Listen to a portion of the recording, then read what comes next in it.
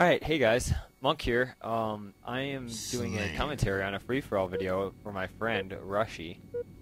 This is kind of a favor for him, but I also wanted to get into doing some commentaries of other people's gameplay, so here I am. So what he does off the smart here is pretty smart to crouch up to certain FFA, especially if you spawn basement, because the player might not realize that you spawn there. Better players might know for sure that you spawn there, but nevertheless, it's a pretty good idea. Because they'll be just less aware of you, less focused on you, then you get an easy cleanup kill like you did. Now, what I'm noticing here, and I already watched this video once, what I'm noticing is that you kind of delayed a long time. Rushy, I'm going to talk directly to Rushy through most of this video. You kind of delayed a long time there at ring 2, and in free-for-all it's a good idea to go ahead and push out and accelerate your reaction as much as you can. Because it's not about your KD ratio, it's only about your number of kills. So, short of maybe a few times when you want to prevent the leader that you're trying to compete with from killing you, and maybe give that kill to somebody else, and except for that situation, which is really specific, you really want to just push through most of the time and accelerate that action, so that you don't spend too much dead time. You want to spend all your time, contribute all your time towards getting kills. So at the beginning of this match, I see that you're kind of patrolling holos. And it's working out okay, you're getting some easy kills, getting some easy cleanups, like that one right there. But, as I learned as I went on in this video, patrolling holos can be problematic because you just don't get enough action. You're basically waiting for the cleanups of other kills to come through that may or may not come. And especially on LAN and against better players that don't miss shots, people aren't going to be able to get away into holos as often, especially on LAN, because online people tend to survive more just because of shots not registering, so they escape that battle and run through into holos. But on LAN, you're not able to escape as much because all the shots register right up until the moment you disappear around that corner. So, especially on live, trying to patrol holos, which is kind of a dead area of the map, is not as good an idea. And I found it really interesting that you said well, that's really ironic. I found it really interesting that you said your shot wasn't that good. Now, on that particular play, of course, you missed a number of shots. But throughout most of this free-for-all, what I noticed when I was watching this video is your shot is actually pretty good. Like, your Twitch-style shooting is pretty direct. You switch right onto them, which is actually something I kind of envy. And I wish I was able to do that better. You're twitching right onto them and taking them out. Putting strong shots on them at a fixed rate of fire, which is pretty fast.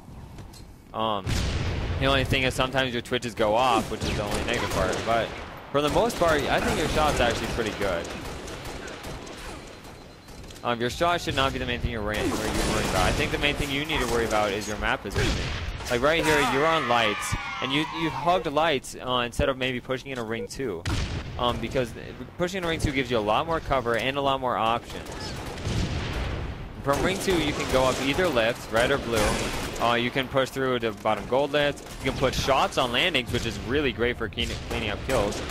You can see people that come off the street onto the flag and then drop down to the basement, which people do a lot actually when they're trying to get away. Is push over onto that flag and drop down.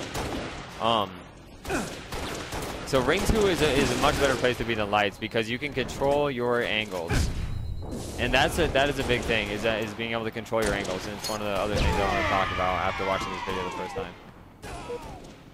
Controlling angles. Okay, so what you're doing in holos, when you're running around in holos, you're basically giving yourself a situation that has almost no risk to it. In general. Now, aside from this part where you try to ninja me, that's just silly, Rushy. Don't try to do that to me. I know what you're gonna do. I know it because you always try to ninja me. Anyways, when you're running around in... Oh, shoot. I'll put those down. When you're running around in holos, you're pretty much safe. Like, people can't see you. But the thing is that you also can't, like, modify your angles fast.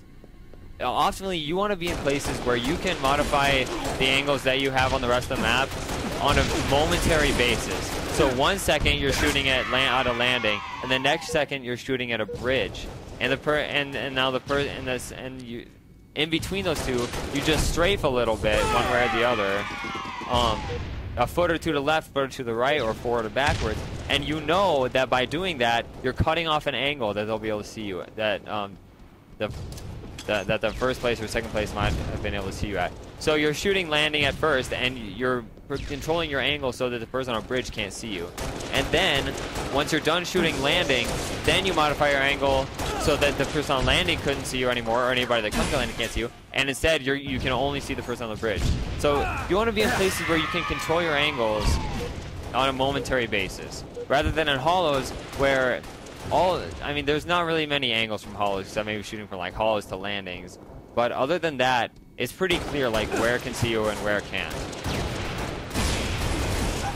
And that's actually what a lot of Halo is at a high level. It's being able to shoot, being able to be aware of where your opponent is, and then being able to be aware of what sight lines there are on you other than the one that you're actually looking at.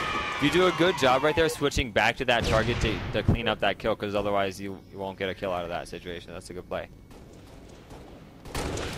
So that's a lot of what getting Halo is. See, now right here, I think here's a perfect example where you're being a little too conservative and playing holos too much.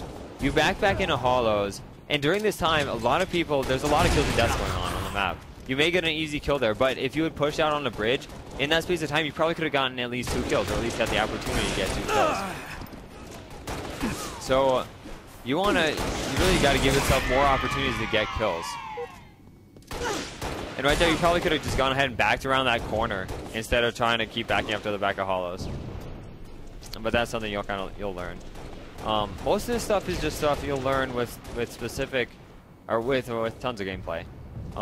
Just controlling your angles is especially something that is only learned not by memorization, not by somebody telling you, but just something where you know from the long time that you played. Like you get shot from somewhere, and you think, oh, well, after you die, you think, oh, well, where was I getting shot from? Oh, it was over there. Okay, so that means that they have an angle right there, and that if I had stood, somewhere else, it might have cut off that angle.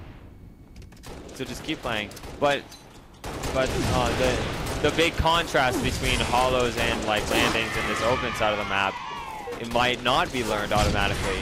So that it's a good thing you asked me to. It's probably a good thing you asked me to review this.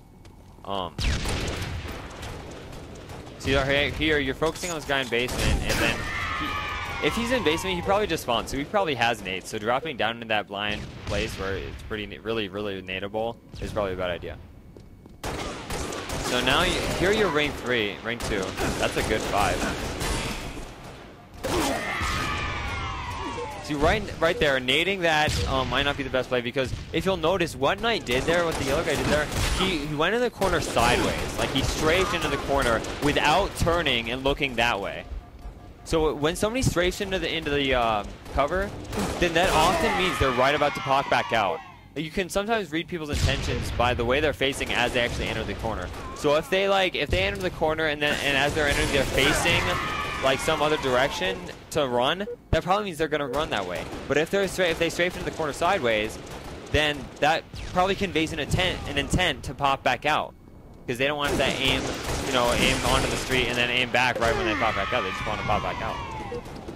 So go ahead and read that as become aware of that and read them as they're going back in. And that was subconscious for me at first, until I finally realized, oh, well, how was I having this feeling of knowing when somebody was going to come back out? What was the reason? The reason was because of the way they were facing. You see, right here, these situations is where I think that your DMR is great. Like, this is a place where I think that your DMR really doesn't need that much work compared to your map positioning. Now there, if you had hit 1 or 2 shots on that guy, he might have gone down. But overall, your DMR is not behind the rest of your game. In that situation, you might just want to either push up there, and I'm not sure why you're not turning around right there to try and clean up one of those kills. Like, you want to be listening for that sound of shields popping and of shots firing, and try and learn where those battles are going on and where you'll be able to go and clean up kills. I think you're just being a little too cautious. Deaths don't really matter in free-for-all. It's really just kills that matter. So unless you're about to die to the #1 guy that you're in a close battle with, then deaths really don't matter.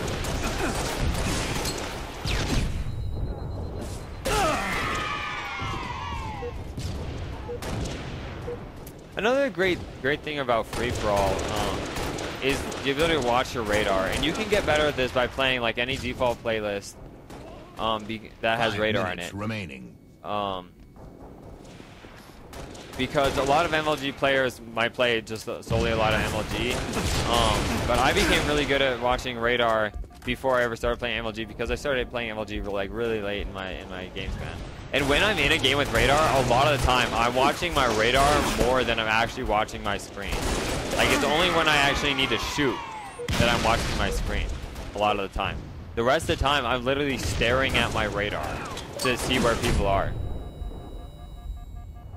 Like, as soon as I stop shooting, I just automatically look down at that radar, because it's just incredibly useful treasure trove information. Especially in Reach, where it tells you not only where they are in the XY plane, but also in the Z, which is the vertical plane as well. It tells you it has that little triangle if they're above you, and then their dark dot if they're below you, and then the normal dot if they're on the same level. That is incredibly useful. So yeah, go ahead and just use that radar. See right there, if you're staring at your radar, you know that he's still, like, you have tons of cover there, and you don't even take that death.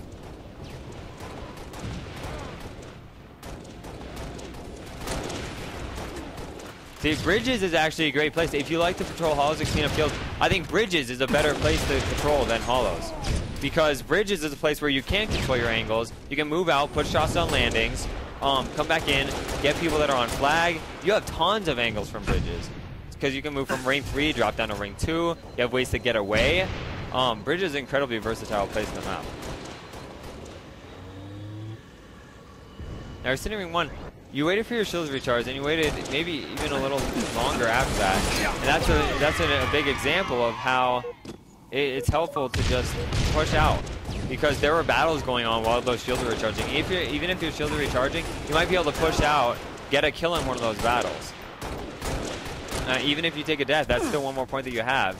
In the time that takes your shield to come back up, you could have gotten a kill and then respawn. You know how long it takes for shields to come back and reach? It takes 6 seconds for shields to recharge from the time, for shields to start recharging from the time that they go down. In that time, that's 2 spawn lanes. So it makes it even, honestly, taking deaths in a free for all is not that big a deal. Now there, I'm sure you're just getting a little careless, but yeah, I'm not, right now as I'm watching this, I'm just staring at your radar to see where he's going. And I see that you did that too. That's a great grenade. What's up? Doing a commentary right now. So yeah, so you're in a holos right now, and that's actually, you know, in that place, that's actually not a bad, and at that time, that's not a bad place to be, because there's a dead area of the map, or there's a dead time, or no battles going on. In dead times, it's actually really good to be in a lot of cover, because you don't want to be the first person that everybody starts looking at. You want to be the guy that comes in after the battle starts and cleans up. The way you do that is you don't get noticed until until after the battle start, and by then it's too late, and there already no shields, and you're cleaning them up, or her.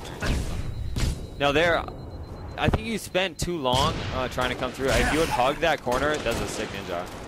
If you would hug that corner, then that nade probably wouldn't have even got you, because nades are really slow in reach.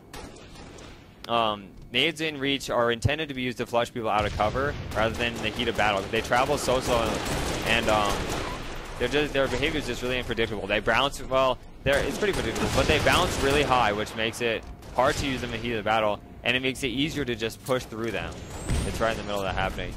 I see that you go for a lot of ninjas, which I would suggest weaning yourself of that habit. Although it may be flashy and it results in some sick plays, you really got to pick your spots with it. I think you can be smarter with it. You can still get some nice ninjas. See, that's a very smart play to crouch right there. I really like that, because that allows you to come through that teleporter pretty safely. Unfortunately, that guy gets away. But on land, you have that guy.